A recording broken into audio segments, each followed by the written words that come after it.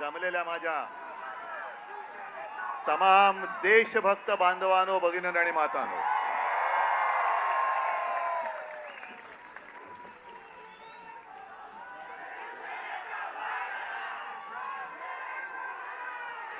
आता एक पोस्टर काहीतरी होतं. नाही नाही, हे धर्मेंद्र प्रधान राजीनामा द्या. ही एकदम क्षुल्लक गोष्ट आहे. नाही, हे पण एकदम क्षुल्लक आहे. हा लढा आता जे सरकार आपल्याला रोजीरोटी देऊ शकत नाही, रोजगार देत नाही, शिक्षण देत नाही, उत्तर देत नाही, हे सरकार बदलण्याचा हा लढा आता सुरू झाला पाहिजे. आम्हाला धर्मेंद्र प्रधान नकोय, आता हे सरकार नकोय. आणि मी नेतृत्व करायला आलेलो नाही, तुम्ही सर्वांनी आता नेते व्हा सांगण्यासाठी आलेलो आहे.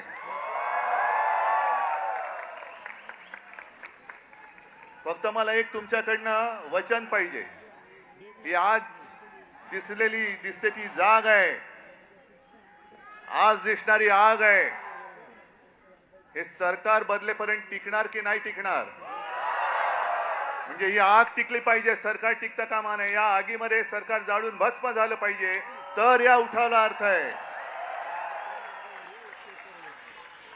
आणि हा लढा एकट्या सोनम वांगचुक यांचा नाहीये. हे सरकार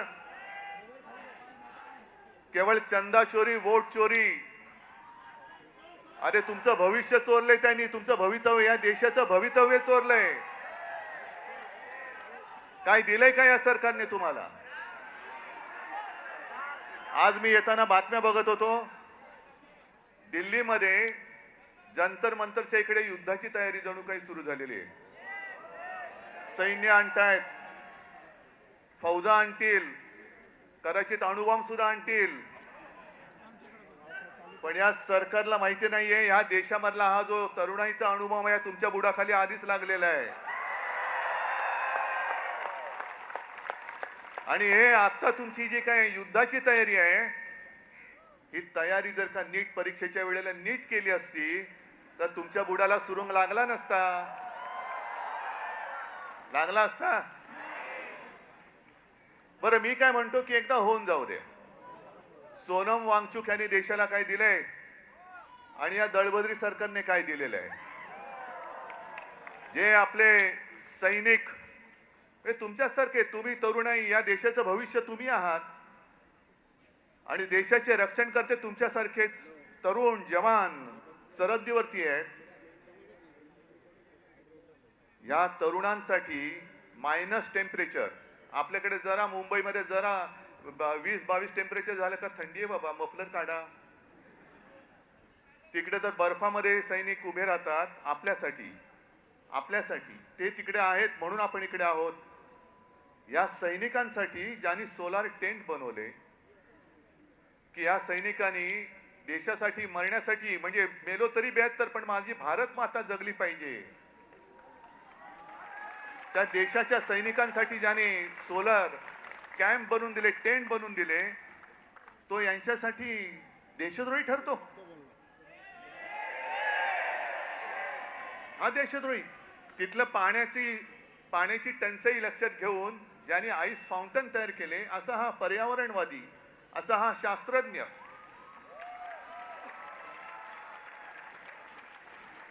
हा यांच्यासाठी देशद्रोही. मग नेमकं देशप्रेम आहे तरी कुठे? देशप्रेम कोण आहे, कुठे? यांचं देशप्रेम नाही, अदानीचे सगळे प्रेमी, यांचे सगळे उद्योगपतींचे प्रेमी आहेत. पण काल काही गोष्टी तुम्हाला कळल्या पाहिजे. काल मी नागपूरला गेलो होतो मंदिर लुटीच्या विरुद्ध सगळ्यांना जागा करायला. आणि नागपूरमध्ये गेल्यानंतर साहजिकच आहे, कोणाचं केंद्र आहे तिकडे?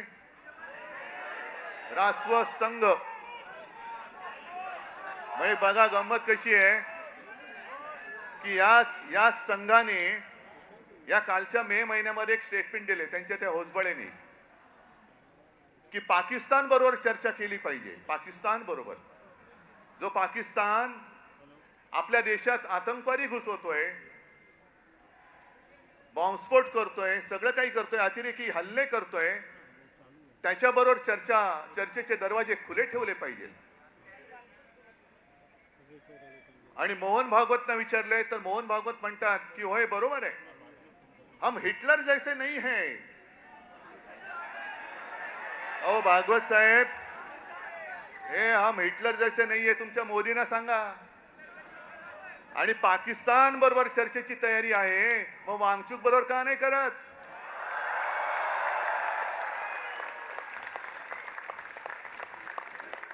जो देश आपल्या सैनिकांचे बळी घेतोय त्याच्याबरोबर चर्चा, आणि जो माणूस आपल्या सैनिकांसाठी सोलार टेंट बनवतोय, अरे त्याच्या बुद्धिमत्तेचा वापर करून घ्या या देशासाठी. अशी माणसं होत नाहीत परत परत, अशी माणसं होत नाहीत. मग ही सगळं आहे जे काय बघतोय ना, आज सगळे तिकडे पोलीस फाटा वगैरे आणतायत, कोणासाठी आणताय? अरे एवढे घुसवा ना तर पाक व्याप्त काश्मीरमध्ये का नाही घुसवत तुम्ही? माझ्या नौजवान सगळ्या तरुण आणि या तरुणाई विरुद्ध तुम्ही आणखीन जे देशाच्या रक्षणासाठी सैन्यात जमा झालेले ते भरती झालेले तरुण वापरणार, म्हणजे तरुणांनाच तरुणाच्या विरुद्ध उभे करणार, आणि तुम्ही काय तिकडे जिलब्या पडत बसणार तर ढोकळा खात बसणार.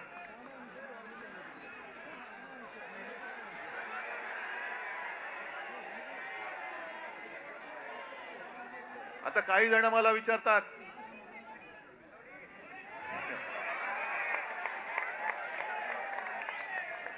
मैं मेलोडी खाओ खुद जान जाओ, तो फिर मुझे बात करने की क्या बात है? आप जाओ उधर, तूने फिर मेलोडी ले लो और सब खुद जान जाओ, जो भी जानना है जान लो, समझ जाओ.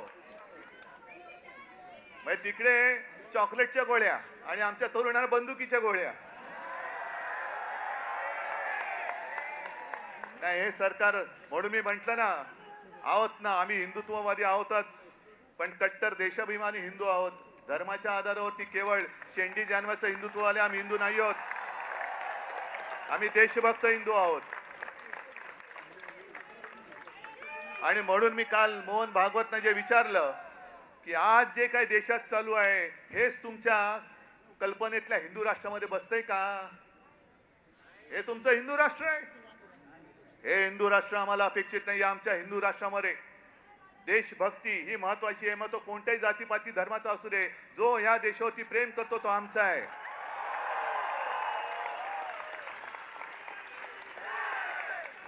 पण गंमत कशी आणखीन असते ती बघा.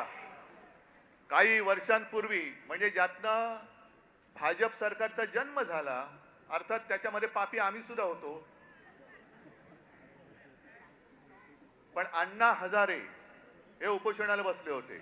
लक्षात आहे तुमच्या?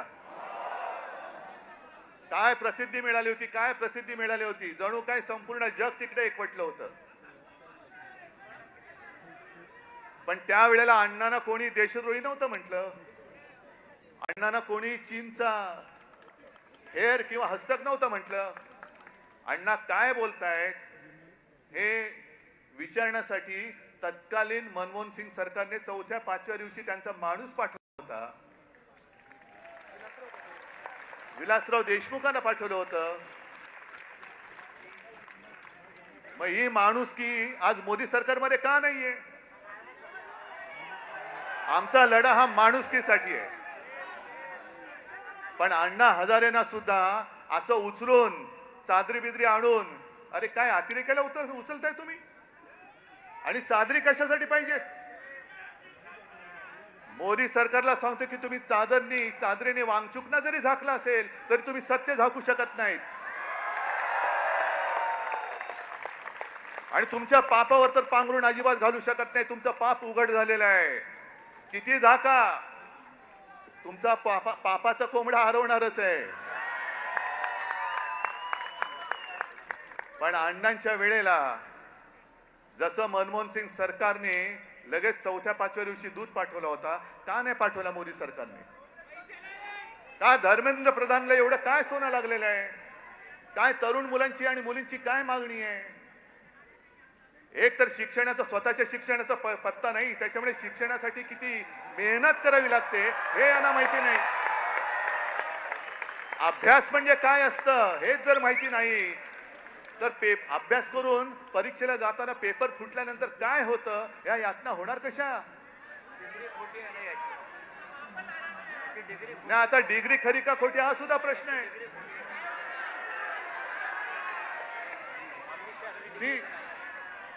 त्याच्यामुळे ह्या यातना, आणि आज तुम्ही जर का बघाल तर तरुण मुलं मुली तर आहेतच, पण मी सोशल मीडियावरती बघतोय त्यांचे आजी आजोबा सुद्धा आलेले आहेत, आई वडील आलेले आहेत. याचं कारण असं की मला नाही शिकता आलं, पण माझ्या मुलांनी शिकलं पाहिजे, माझ्या मुलीने शिकलं पाहिजे. मोदी सरकारची जी घोषणा आहे, मुलगी शिकली प्रगती झाली, अरे पण शिकून परीक्षेला गेली आणि पेपर फुटला, तर ती मुलगी आत्महत्या नाही करणार, मुलगा आत्महत्या नाही करणार. मग एवढ्या मुलाने आत्महत्या केल्या तरी एक धर्मेंद्र प्रधान तुम्ही डोक्यावर घेऊन नाचताय. मग धर्मेंद्र प्रधानला असं काय सोनं लागलेलं आहे? बरं, अण्णा हजारेंचा एक विषय झालाच, पण या घराणेशाहीबद्दल आणखीन एक सांगतो. आज सोनम वांगचूक उपोषणाला बसलेत तिकडे, पण सोनम वांगचूक यांचे वडील सुद्धा, त्यांनी सुद्धा उपोषण केलं होतं. माहितीये तुम्हाला किती जणांना? कोण गेलं होतं त्यांच्याकडे बोलायला? म्हणजे भाजपच्या लेखी हुकुमशाह असलेल्या इंदिरा गांधी सोनम वांगचूक यांच्या वडिलांना भेटायला लडाखला गेल्या होत्या, तरी हे तिकडे दिल्लीत राहून दिल्लीतल्या दिल्लीत भेटायला न जाणारे मोदी आणि शहा हे लोकशाही आणि इंदिरा गांधी हुकुमशाह.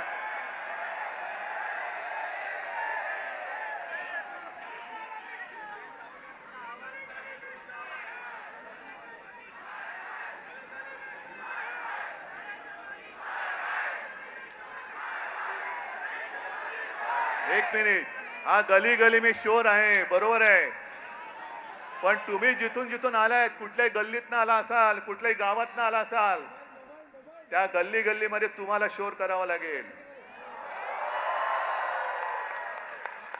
तुम्हाला आवाज उठवावा लागेल. मला जे प्रश्न विचारत होते त्यांना मी हेच सांगतोय की तुम्ही दिल्लीला जाणार का? हो, वेळ येईल तेव्हा मी नक्की जाईन, पण मी एकटा गेलो असतो तर फरक नसता पडला. आज हे सगळे एवढे जण इकडे जमलेत, अख्खा महाराष्ट्र आज तिकडे उभा आहे, आणि हे आंदोलन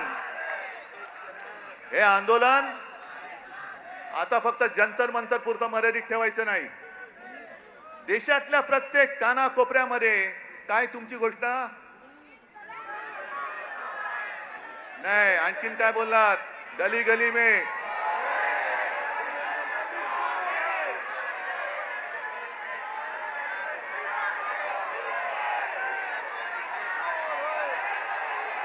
बरं, आणखीन एक गोष्ट, इकडे महिला आलेल्या आहेत, इकडे बऱ्याचशा महिला आहेत. महिलांनी मला पटकन सांगायचं, आपल्या घरात जरा थांबा नाही, आपण साधारणतः आपण साधी माणसं आहोत. आपल्या घरामध्ये साधारणतः असं मानलं जातं की साधी महिला ही झुरळाला घाबरते ना. अरे इकडे आमचं पंतप्रधान घाबरतो, अख्खं सरकार घाबरतं. जगातला सगळ्यात मोठा पक्ष ज्यांनी भाड्याने माणसं घेतलेत, हे भाडकं वाचलं की असं होतं, भाड्याने म्हणजे माणसं चोरून पक्ष वाढवला ना की असा पक्ष झुरळाला घाबरतो. आता कळलं मला की हा पक्ष झुरळाला का घाबरतो. हे सत्ताधारी झुरळाला का घाबरतात? कारण यांच्याकडे स्वतःची माणसं नाही आहेत, सगळी भाडकाऊ आहेत, चोरून आणलेली गद्दार आहेत.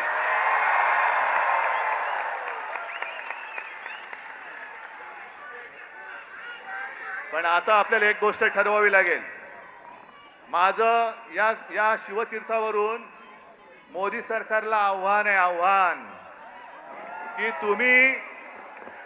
तुम्हाला वन नेशन वन इलेक्शन घ्यायचे ना, आत्ता जाहीर करा. उद्या निवडणूक, देशाची निवडणूक आत्ता जाहीर करा, आम्ही तयार आहोत.